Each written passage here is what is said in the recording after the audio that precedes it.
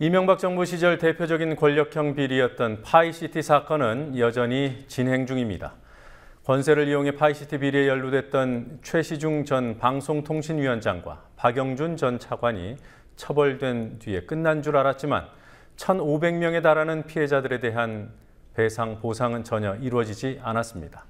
그러나 파이시티 투자 펀드를 원금이 보장되는 안전한 상품이라고 속여서 팔았던 우리은행은 최근 기관주의라는 가장 가벼운 징계를 받았습니다. 끝나지 않은 파이시티 사건, 성지훈 PD가 취재했습니다.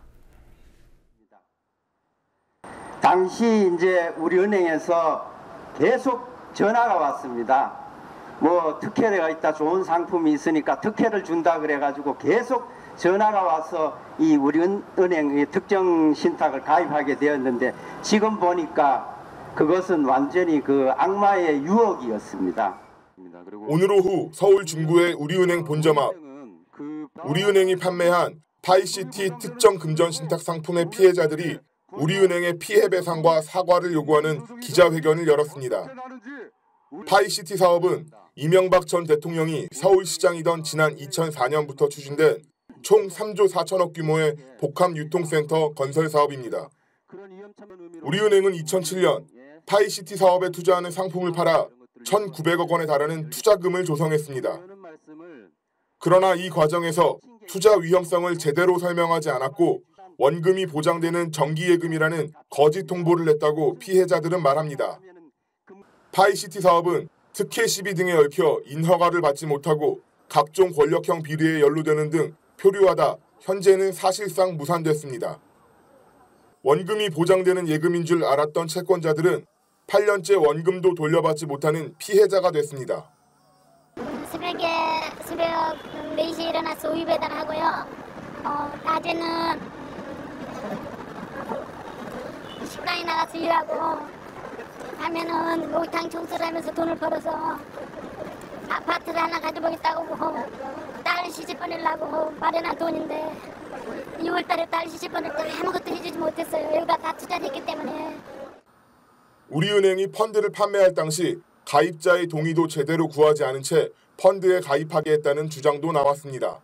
전화가 와서 이 8% 되는 이자가 있는데 1년 6개월이면 돈을 찾는다. 그러니까 걱정하지 말고 돈을 맡겨라. 내가 나가겠다라고 했거든요. 나가서 하겠다 했는데 먼저 자기들이 알아서 하겠다고 얘기를 하면서 고객 상담 확인서도 자기들이 제 이름 적고 체크 다 하고 뭐 한 거예요. 거래 신청서면 모든 걸 다 그 사람들이 직접 작성하고 제 이름도 그렇고요. 도장도 막도장을 찍었더라고요. 금융감독원은 지난 4일 제재심의위원회를 열어 우리은행에는 기관주의, 이순우 은행장을 비롯한 20여 명의 임직원에게는 징계를 내리겠다고 결정했습니다. 주의는 기관이 받을 수 있는 가장 경미한 징계로 기관 경고를 받을 것이라는 금융권의 예상에 크게 못 미치는 것이었습니다. 우리은행에 중징계를 내리면 민영화 과정에서 장애가 될 수 있기 때문에 경미한 징계에 그쳤다는 분석도 나옵니다. 파이시티 인허가를 둘러싼 권력형 비리에 연루된 인사들도 경미한 처벌을 받았습니다. 최시중 전 방송통신위원장은 파이시티로부터 8억여 원의 돈을 받아 2년 6개월의 실형을 선고받았지만 수감 9개월 만인 2013년 1월 이명박 대통령에 의해 특별 사면됐습니다. 이명박 정부에서 왕차관으로 불리던 박영준 전 지식경제부 차관은 파이시티로부터 1억 6천여만 원의 돈을 받은 혐의로 징역 2년의 실형을 받았습니다.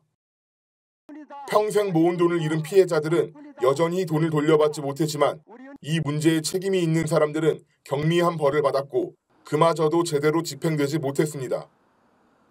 참여연대는 파이시티 관련 비리의 규모는 현재 알려진 것보다 더 심각할 것이라고 말합니다. 이명박 정부 때부터 본격적으로 추진된 일명 파이시티 사업은 이미 몇몇 정치권 인사 관료들이 연루됐고 그다음에 우리은행 내부 직원도 불법 비리 혐의에 연루되어서 처벌을 받은 상황입니다. 그렇지만 그 사건의 전모가 명확하게 드러나지 않은 상태입니다. 특히 과연 이런 상품 판매 과정에서 우리은행의 단독 공격적인 판단에 의해서 이런 상품을 판매하게 됐는지 하나은행이라든가 하나금융지주에 관련된 인사들까지 깊게 연루가 되어서 이런 무리한 사업을 추진하고 금융 피해 사건을 낳았는지 금융감독기구가 더 철저하게 조사해야 될 필요성이 있습니다. 2011년 회생 절차에 들어간 파이시티의 투자 피해자들은 원금의 35%가량을 10년에 걸쳐 돌려받게 될 전망이지만 이 과정은 아직 시작도 안 됐습니다. 우리은행의 투자 상품을 샀다가 피해를 본 사람들은 대략 1,500명입니다.